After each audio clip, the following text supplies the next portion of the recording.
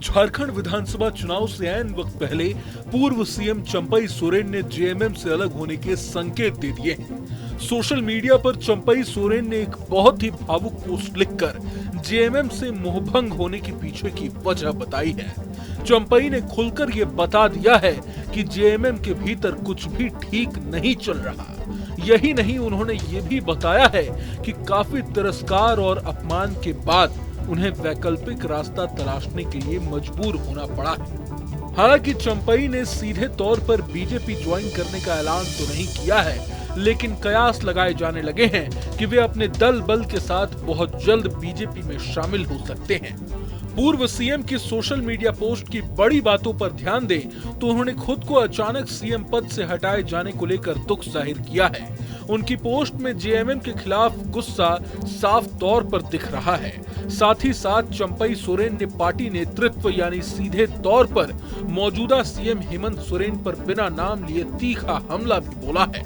बता दें कि इससे पहले चंपई ने अपने सोशल मीडिया हैंडल से झारखंड मुक्ति मोर्चा का नाम भी हटा लिया था। साथ ही साथ चंपई सोरेन के गांव से भी जेएमएम के झंडे हटा दिए गए थे।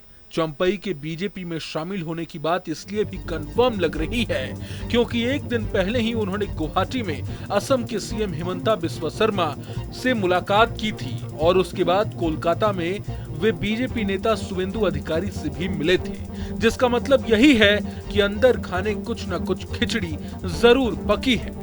पूरे मसले पर झारखंड के सीएम हेमंत सोरेन ने बिना नाम लिए इशारों ही इशारों में चंपई और बीजेपी पर निशाना साधा है।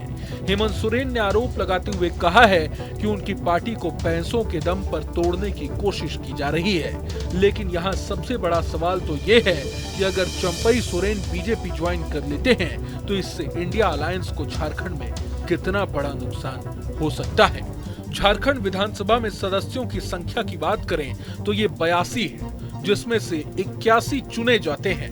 वहीं विधायक सीता सोरेन के इस्तीफे और अन्य 4 विधायकों के सांसद बनने के बाद विधानसभा का कुल आंकड़ा 77 रह गया है और बहुमत का आंकड़ा 39 हो गया है। विधानसभा में मौजूदा विधायकों की बात करें तो जेएमएम के पास 27, कांग्रेस के पास 17, आरजेडी के पास 1 और सीपीआईएम के पास 1 विधायक है। वहीं विपक्ष की बात करें तो बीजेपी के पास 24, आजसू के पास 3, जेडीयू के पास 1 और 1 निर्दलीय विधायक है।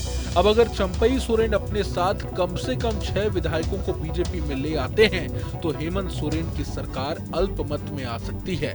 ऐसे में अगर बीजेपी अविश्वास प्रस्ताव ले आती है तो झारखंड की हेमंत सोरेन सरकार गिर सकती है।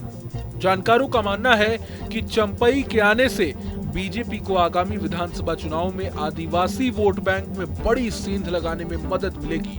माना जाता है कि चंपई जमशेदपुर समेत कोल्हान क्षेत्र में अच्छी पकड़ रखते हैं। खासकर पोटका, घाटशिला और बहरागोड़ा, ईचागढ़, सरायकेला खरसावां, साथ ही साथ सिंहभूम जिले के विधानसभा क्षेत्रों में मजबूत जनाधार भी है। माना तो ये भी जा रहा है कि चंपई के बीजेपी में शामिल होने से कुल 14 विधानसभा सीटों के समीकरण बदल सकते हैं। फिलहाल कोल्हान क्षेत्र में 11 विधायक जेएमएम के हैं। चूंकि चंपई की आदिवासी समुदाय युवा मतदाताओं पर अच्छी पकड़ मानी जाती है, इसलिए इसका सीधा फायदा बीजेपी को मिल सकता है। हालांकि कुछ लोग तो ये भी कह रहे हैं कि चंपई सोरेन अपने एक अलग दल का गठन भी कर सकते हैं।